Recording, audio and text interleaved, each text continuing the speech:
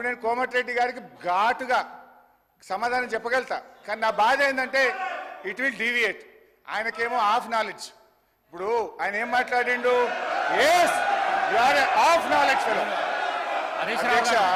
అధ్యక్ష మీరు 6 గ్యారెంటీలో చెప్పారు, ప్రతి మహిళకు నెలకు 2500 ధోకా, అవ్వ తాతలకు 4000 పింఛన్ ధోకా, దివ్యాంగులకు 6000 పెన్షన్ ధోకా, అన్ని పంటలకు మద్దతు ధరకు 500 బోనస్, కళ్యాణ లక్ష్మి ఎంట తులం బంగారం, ప్రతిరోజు సీఎం ప్రజా దర్బార్, ప్రభుత్వంలో ఆర్టీసీ విలీనం, నిరుద్యోగ భృతి 4000, ఉద్యోగ ఉపాధ్యాయులకు 4 డిఏలు పిఆర్సీ, మొదటి ఏడాది 2 లక్షల ఉద్యోగాలు, 25,000 పోస్టులతో మెగా డిఎస్సి, విద్యార్థులకు 5 లక్షల విద్యా భరోసా కార్డు, డిసెంబర్ 9 రైతులందరికీ 2 లక్షల రుణమాఫీ, రైతు భరోసా రైతన్నలకు, కౌలు రైతులకు 15,000 డోకా, ఆటో డ్రైవర్లకు 12,000 ఆర్థిక సహాయం.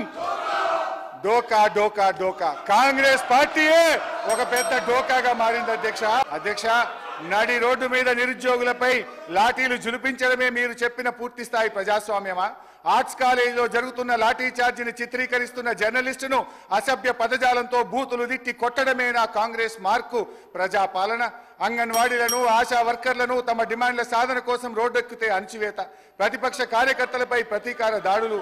మొత్తం మీద కాంగ్రెస్ పార్టీ తెచ్చిన మార్పు ఎట్లా ఉందంటే, విద్యార్థినీలకు ఇస్తామన్న స్కూటీలలో లేదు, పోలీసులు విచ్చలవిడిగా ప్రయోగిస్తున్న లాఠీలా ఉంది అధ్యక్ష. హరీష్ రావు గారు కన్క్లూడ్ చేయండి, టైం అయిపోయింది, కన్క్లూడ్ చేయండి సార్. అట్లా కాదు సార్, 15 నిమిషాలు అధ్యక్ష.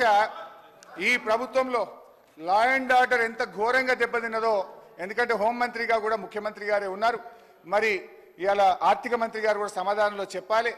ఈ ప్రభుత్వం వచ్చిన 8 నెలల కాలంలో లా అండ్ ఆర్డర్ బాగా దెబ్బతిన్నది అధ్యక్ష. మర్డర్లు ఈ ప్రభుత్వం వచ్చిన తర్వాత మన ఈ 8 నెలల కాలంలో 500 మర్డర్లు జరిగినాయి అధ్యక్ష. Dacoities 60, robberies 400, theft cases 10,000, rape cases 1800 rape కేసులు అయినాయి అధ్యక్ష.